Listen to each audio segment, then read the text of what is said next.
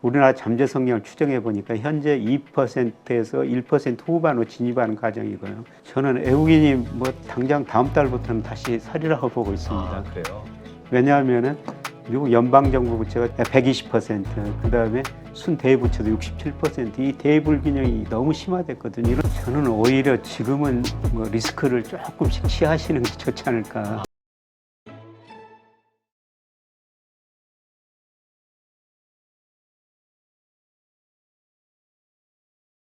그렇다면 그 많은 분들 입장에서는 미국 주식을 가지고 있는 분들 입장에서는 지금이 팔아야 할 때이냐에 대한 고민이 생길 것 같은데요. 예, 저는 미국 주식 비중 좀 줄이라고 그렇게 권유를 하는데요. 예, 작년 말 기준으로 보니까 우리 국민들이 해외 주식 투자 많이 하고 있는데요. 예, 미국 주식 비중이 61%나 돼요. 아, 그래요? 예. 아, 그렇죠. 하긴 전부 미국이 제일 만만하죠. 그리고 예, 신뢰가 그리고 가고. 예, 유럽 주식이 한 15%, 일본하고 중국이 한 3%씩 이 정도 되더라고요. 근데 미국 주식이 61%는 너무 높다는 겁니다. 예, 그리고 제가 아주 장기적으로 보면요. 10년 단위로 우리 주가가 좋았다, 미국 주가가 좋았다 이런 사이클이 반복됐습니다. 그래서 1980년에서 89년까지는 우리 주가가 미국 주가보다 거의 2배 가까이 올랐었어요. 그리고 90년대는 미국 정보통신혁명이 있으면서 미국 주가가 많이 올랐고요. 2000년에서 2009년까지 미국 주가는 조금 떨어졌는데 우리는 중국 때문에 많이 올랐고요. 그다음 2010년부터 최근까지는 미국 주가가 제일 좋았었습니다. 네. 근데 이런 사이클이 10년 단위로 반복되는데 앞으로 10년은 저는 이머징이나 우리 주가가 미국 주가보다 더 좋을 거라고 보고 있는데요. 근데 그걸 결정하는 가장 중요한 요인이 달러 지수였습니다. 달러 지수. 예. 미국 경제가 좋을 때는 달러 지수가 오르고 미국으로 돈이 몰려들고 미국 주가가 좋았는데요. 달러 지수가 하락할 때는 미국 주가가 상대적으로 나빴다는 겁니다. 근데 달러 지수가 작년 9월, 10월에 그 선진국 통화지수 114까지 갔습니다. 네. 얼마 전에 100까지 떨어졌다가요. 지금 106 안팎에서 오르고 있는데 100에서 106까지 올랐으니까 최근에 달러가 강세죠. 예, 그런데 작년 10월을 정점으로 저는 달러 가치가 하락 추세라고 그렇게 보고 있거든요. 예, 이런 의미에서 보면은 미국 주식 비중 61%는 너무 높다.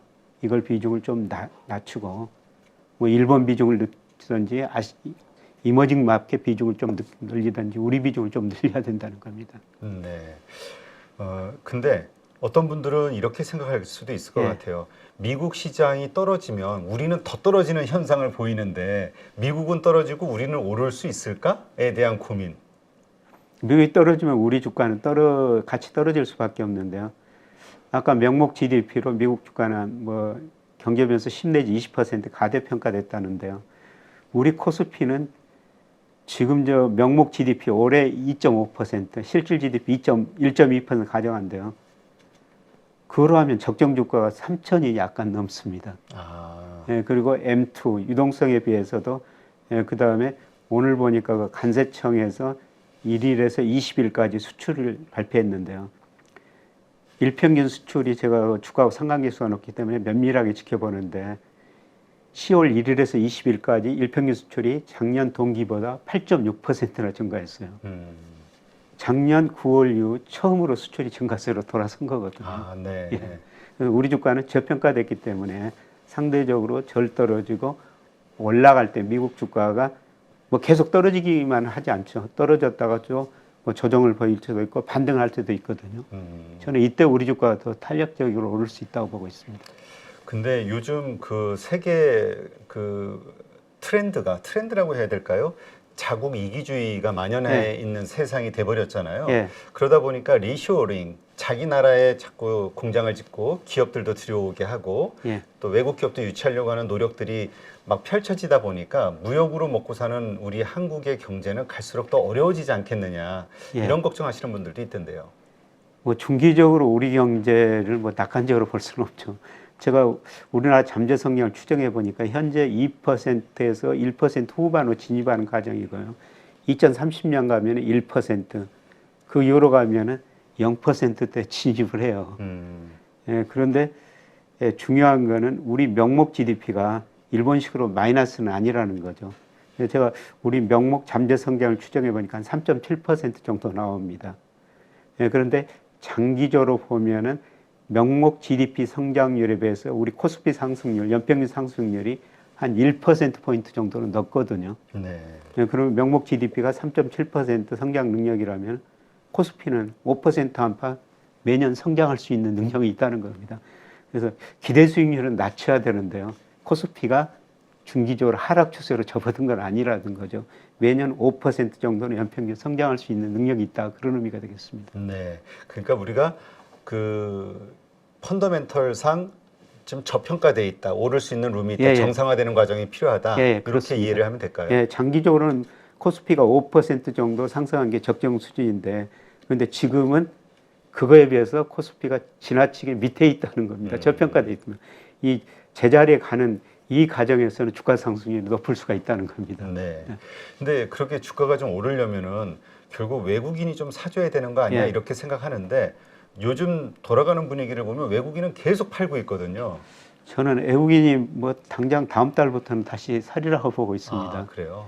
왜냐하면은 아까 말씀드렸습니다만 11월 1일 날 10월 수출이 발표가 되거든요. 그러면은 작년 9월 이후에 거의 13개월 처음으로 수출이 플러스로 증가했을 거라는 겁니다. 이걸 보면은 아마 4분기 전체적으로도 수출이 5% 이상 증가하고 무역 수지도 한 전 90억 달러 이상 흑자나리라고 보고 있는데요. 예, 그동안 뭐 수출이 감소하면서 최근 몇 개월은 무역 수지 흑자니까 불황형 흑자다. 근데 그런 단어들이 저는 4분기에는 사라질 거라고 보고 있고요. 수출이 증가하면은 우리 경제 성장률도 어느 정도 올라갈 거라는 겁니다. 네. 그래서 이런 걸로 평가하면은 제가 한국 코스피 저평가됐다 말씀드렸습니다. 지금 우리 환율이 1,350원대인데요. 이것도 제가 평가하면 지나치게 환율이 우리 경제력에 비해서 높습니다. 아, 네. 네.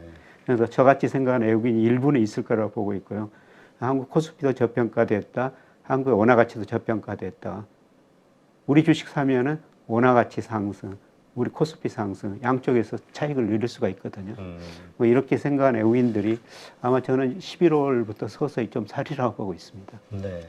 그 11월 1일, 2일 FOMC 회의 네. 이때 금리 동결이 되고 또 미국의 셧다운 문제가 좀 해결이 되면 그 다음부터 외국인들도 좀 사주지 않을까에 대한 기대하시는 분들도 있긴 하던데요. 예.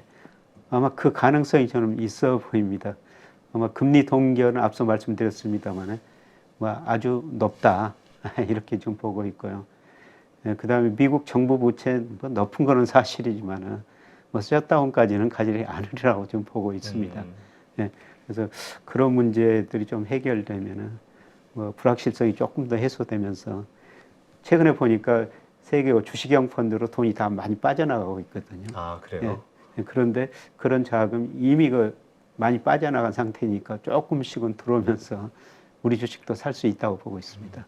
진짜 그 자금 흐름 동향을 저도 그 한번 좀 봤는데 보니까 상품 쪽으로 예. 많이 가고 있다, 원자재나. 예. 그러다 보니까 이것도 인플레이션이 추가적으로 이스라엘 전쟁 때문에 예. 이렇게 또 올라가는 현상이 생기는 거 아닐까 걱정하시는 분들도 있더라고요. 예, 그렇습니다. 그래서 최근에 보면은 주식 채권에서 돈이 빠져나오고 상품 쪽으로 돈이 좀 이동하고 있는데요. 뭐 물가가 오르면은 뭐 상품 가격도 같이 올라갈 수밖에 없지 않겠습니까? 최근에 금 가격도 올라가고 최근에 코인 가격도 상당히 좀 많이 올랐습니다. 그래서 이런 의문을 갖는 분들이 있더라고요. 그 상당히 그 위기 같은데 예.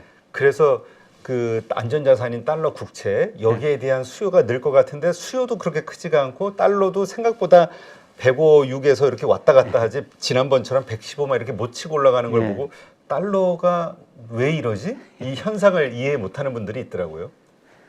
저는 미국 국채 수익률로 거의 정점에 와 있다. 그리고 달러 가치는 앞으로 떨어질 거라 보고 있습니다. 미국 연방정부 부채가 GDP 대비 102%, 120%, 그 다음에 순대부채도 67%. 이 대불균형이 너무 심화됐거든요. 이런 상황에서 장기적으로 달러 가치가 오를 가능성보다 하락할 가능성이 높습니다. 그런데 최근에 그 비트코인 가격이나 금 가격 이런 것이 올랐는데요. 제가 비트코인 가격을 분석해 보니까 달러 지수가 하락할 때, 미 국채 수익률이 하락할 때 비트코인 가격이 올랐거든요. 역상관계가 있다는 겁니다. 그래서 최근에 코인 가격이 금 가격이 올라가는 거 보고 이런 거를 사는 사람들은 앞으로 달러 가치 하락이나 미 국채 수익률 하락을 기대한 것이 아니냐 네, 그런 생각이 듭니다. 아, 네. 그러니까 우리 그런 생각도 하시는 분들이 있더라고요. 그러니까 뭐 왠지 모르게 점점 달러가 예. 이런 어떤 위기 상황에서도 이렇게 좀 상방의 한계를 부딪히는 거를 보면서 아, 약해지나 보다. 혹은 국채를 너무 많이 발행해서 달러 가치가 점점 더 떨어질 거로 보나 보다. 예. 이게 맞는 얘기인가 보네요. 미국 부채 아까 말씀드린 너무 높고요. 예, 그리고 그 세계 중앙은행이 외환을 보유하고 있지 않습니까? 네. 그런데 평균적으로 2000년에 전 세계 중앙은행이 달러를 외환 보유율 71% 보유했어요. 네. 예, 그런데 작년 최근 보니까 저 58%로 줄어들어 버렸거든요. 세계 중앙은행이 과거처럼 달러 미국 경제를 과거처럼 못 믿겠다고 하고요. 계속 그 달러 비중 줄여버리는 거죠. 특히 그 중국이 좀 많이 줄이지 않습니까? 네. 예, 중국이 그동안 미국으로 수출해가지고 돈 벌어가지고 미국 국채를 많이 사줬었어요. 2013년에는 1조 2,700억 달러 가지고 있었는데 올 8월 달 통계가 나왔는데 8,020억 달러. 정말 많이 줄여버렸더라고요. 네. 아, 그렇군요. 그래서 지금 말씀하신 대로 금과 비트코인이 오르는 현상 이게 예. 이제 벌어지고 있다 이렇게 이해하면 되겠군요. 예. 근데 지금 정말 이 한치 앞을 내다보기 어려운 지금 아주 혼란스러운 상황이잖아요. 예. 근데 이번에 앙드레 코스톨라니도 모든 투자자에게 권하고 싶은 책이다. 또 교수님도 감수를 하셨네요. 혼돈 속의 혼돈. 예. 네, 요거의 신간인데 그 감수를 하셨는데 이 책 이게 1688년도 세계 최초의 주식 투자 설명서라고 하는데 예. 이게 정확히 어떤 겁니까? 저도 깜짝 놀랐는데요. 1688년 이 무렵에 네덜란드에서 세계 주식 최초로 그 주식 시장이 설쳤었습니다. 네, 거래소. 예. 네. 예, 그때 보니까 선물도 있었고요. 예, 지금처럼 주식 시장에서 투기꾼들도 있었더라고요. 아. 예, 그래서 이 사람이 한 5-6차례인가 주식에서 몽땅 잃었다는 겁니다. 예, 그리고 재기하면서 이 책을 썼는데요. 이 사람이 조셉 드라베가. 예, 처음 들어봐요, 저도. 예, 저도 이 책을 보면서 처음 들어봤는데요. 예, 저는 저 책을 읽으면서 야, 그때나 지금이나 똑같아요? 주식시장 사람들 생각은 똑같더라. 아. 어떤 때는 역거품이 발생하고 어떤 때는 뭐 버블도 발생하고 그 투자 패턴 보면은 그때나 지금이나 똑같다는 생각이 들었었어요. 네. 예, 그리고 이 책에 뭐 4가지 투자 원칙을 제시하고 있습니다만은 적당한 때 이익을 챙겨라. 아, 적당할 때. 예, 그리고 늘 현금은 요새처럼 현금이 정말 중요한 때가 없죠. 그렇죠. 예, 적당한 때 이익 챙기고 현금을 보유하라. 예, 그리고 또 제가 그 책을 보면서 좀 조심해서 이야기하라는 건 누구한테 주식을 사라 팔라 권유하지 말라. 이게 첫 번째 원칙이에요, 이 사람이. 네. 사실 지금 이 자리에서도 그 주식 이야기 하고 있습니다. 그걸 하지 말라는 겁니다. 잘해야 번전이라는 겁니다. 맞아요. 그래서 저 책은 뭐 그때나 지금이나 우리 주식시장에 참여하는 심리가 똑같기 때문에 한번 읽어볼 필요가 있다. 그런 생각이 듭니다. 이 투자의 역사, 그러니까 역사는 항상 반복된다. 이 말은 들어봤는데 투자의 역사도 마찬가지라는 거군요. 예. 특히 주식시장에 참여하는 심리가 그때나 지금이나 똑같다는 걸 느꼈습니다. 네. 사람들의 결국 욕심이 좌지우지하는 거니까. 네, 그렇습니다. 아마 그런 것 같은데 지금 그래서 어떤 분들은 지금은 돈을 벌려고 노력할 때가 아니라 리스크를 제어하는, 그러니까 리스크를 피해야 되는 때다. 그래서 지금은 투자를 할 때가 아니라 오히려 좀 한 발 물러나야 될 때다. 장기금리, 장단기 금리 역전 현상도 그렇고 경기 침체에 대한 여러 가지 위기 상황에 대한 걱정하시는 분들도 있거든요. 저는 오히려 지금은 뭐 리스크를 조금씩 취하시는 게 좋지 않을까. 예, 그렇게 생각합니다. 최근에 한국은행에서 우리나라 자금 순환을 발표했는데요. 뭐 거기 보면 여러 가지 통계가 있지만은 우리 가계가 금융자산을 어떤 식으로 운영하는지 이게 나와 있거든요. 그런데 우리나라 가계 금융資産에서 예금 및 현금 주로 은행에 맡긴 건데요. 46%, 2021년에 43%였는데요. 46%까지 올라가 버렸더라고요. 채권 비중은 3%고 주식 비중은 2021년에 23%에서 한 22%까지 좀 낮아졌어요. 근데 그동안 은행 금리가 높아가지고 은행으로 돈이 몰릴 수밖에 없는데요. 네. 예, 제가 평가해본 아까 미국 국채 수익률이 거의 정점 무렵에 있다. 우리 10년 국채 수익률도 작년 그 10월에 4.6% 갔다가 올 2월에 3.2% 떨어졌다가 최근에 그 4.36%까지 올라갔거든요. 네. 우리 국채 수익률도 제가 우리 명목 성장률 이런 거 비하면은 지나치게 높습니다. 저는 채권 투자 기회를 주고 있다고 생각하고 있고요. 그리고 앞서 계속 말씀드렸지만 우리 명목 GDP 유동성 그다음에 수출 일평균 수출에 비해서 우리 코스피가 저평가 영역에 들어섰거든요. 네. 이럴 때는 제가 그동안은 뭐 계속 그 리스크 관리를 많이 말씀드렸습니다만은 이럴 때는 오히려 리스크를 좀 취하면서 은행예금 비중 줄이고 채권 주식 비중을 조금 더 늘리셔도 되지 않을까 저는 그렇게 생각하고 있습니다. 그 채권이라는 거는 우리 국채를 말씀하시는 건가요? 아니면 회사채를? 국채요. 국채, 한국 예. 국채? 예. 지금 미국 국채, 우리 국채 사셔도 되는데요. 근데 미국 국채보다는 우리 국채를 더 사시는 게 좋을 것 같습니다. 왜냐하면은 앞서 말씀드렸으면 달러 가치가 저는 장기적으로 하락하리라 보고 있고요. 예, 그리고 한국은행 총재도 이번 저 금통위 그 통화정책 방향 결정이 끝나고 우리 잠재 성장률 많이 걱정하고 있지 않습니까? 뭐 장기적으로 보면 미국보다도 낮아질 거예요. 예, 그랬을 때 우리 금리가 미국 금리보다 더 낮아질 수가 있거든요. 시장 금리가. 네. 이거는 이제 앞으로 지켜봐야 되겠다. 많은 연구가 필요하다. 이분도 이런 말씀을 하셨는데 예, 저는 갈수록 우리 잠재 성장이 미국보다는 좀 낮아질 거라고 보고 있습니다. 이런 의미에서 우리 국채 수익률이 미국보다 더 낮을 수 있다. 과거에 보면은 우리 그 시장 금리가 미국 금리보다 장기적으로 계속 높았거든요. 이제 일본처럼 우리 금리가 미국 금리보다 낮은 시대가 도래할 것이다. 구조적인 문제다. 네. 이런 의미에서 아마 우리 국채를 더 사시는 게 좋을 것 같고요. 회사채는 아직도 그 불확실성이 높은 시기니까 저는 뭐 은행채까지는 좀 사셔도 괜찮은데 회사채는 아직은 사실 시기는 아닌 것 같습니다. 요즘 나오는 뉴스 보니까 진짜 회사채 그 가상금리가 자꾸 붙고 있다. 그러니까 예. 그 AAA급, 그 트리플 A 예. 이런 등급조차도 지금 상당히 가상금리가 붙고 있다. 이런 얘기가 좀 나오더라고요. 예, 그렇습니다. 예, 그리고 뭐 내년에 경제가 한 뭐 올해 1.4% 정부 이상하고 있는데요. 내년에 2%좀 넘을 겁니다. 그렇더라도 체감적으로 경기는 그렇게 좋지는 않을 거고요. 어려운 기업들이 모두 살아날 정도 경기는 아니라는 거죠.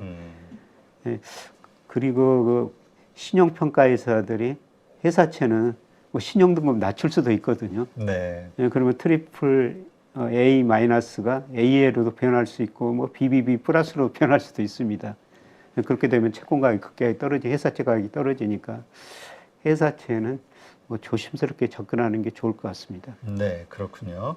그러니까 지금 여러 가지 요건으로 한국 경제 혹은 한국 증시에 대한 그 두려움이 좀 있는데 꺾어지지 않을까 하는 오히려 이럴 때 리스크를 좀 테이킹하면서 예. 가져갈 만하다. 예, 그렇습니다. 왜냐하면 2,400 심리적 지지선이 무너져가지고 지난주부터 예. 그래서 많이들 걱정하거든요. 예, 지금 뭐 걱정이 많은 상태인데요. 예, 그런데 우리가 늘 그 시장에서 걱정할 때 이럴 때 우리가 반대 생각을 한번 해보시자는 겁니다. 그러니까 몇 년 전만 해도 그 독일 국채 수익률이 마이너스 0.2%까지 떨어졌거든요. 그래서 네. 그때 우리 그 일부 금융회사들이 독일 국채를 뭐 기초상품, 파생상품 만들어 굉장히 어려웠지 않습니까? 네. 그때 거꾸로 행동하시면 된다는 겁니다. 지금 전 세계적으로 특히 미국 금리 높다 매일 언론에서 보도되고 있는데요. 이럴 때 우리가 다른 생각을 한번 해보셔도 될 것 같습니다. 이 모든 악재가 드러났을 때 예, 예. 오히려 그때가 매수의 기회로 보자 예, 이렇게 그렇습니다. 말씀이 되는데 근데 그 만에 하나 새로운 악재들이 나왔을 때 뭐 이스라엘 말씀하셨지만 이게 뭐 이상하게 뭐 확전이 된다든가 예. 이랬을 때도 동일한 생각이신가요? 아니면 그때는 좀 달라져야 되나요? 뭐 중동전이 심각한 상황으로 가면은 뭐 유가가 급등하면서 예. 더 떨어질 수가 있죠. 음. 예, 그런데 그게 우리 역사를 보면은 다 해결하고 넘어왔거든요. 네. 예, 그런 의미에서 만약 그런 사건이 떨어져가지고 코스피가 더 떨어진다면은 오히려 저는 주식을 더 싸게 살 기회가 아닌가 그렇게 생각합니다. 아, 그러니까 지금 만에 하나 리스크를 감당하고 사더라도 분할로 조금 예, 조금씩 분할로 살아가는 하셔야 거 되죠. 예, 이게 예. 필요하겠네요. 예. 제가 10월에서 11월 사이에 좀 주식을 그 분할 매수하시는 게 좋을 것 같습니다. 이런 말씀을 계속 드렸습니다만은 저는 11월 중순 가면은 외환시장이나 주식시장도 좀 상당히 안정되리라고 보고 있습니다. 네, 알겠습니다.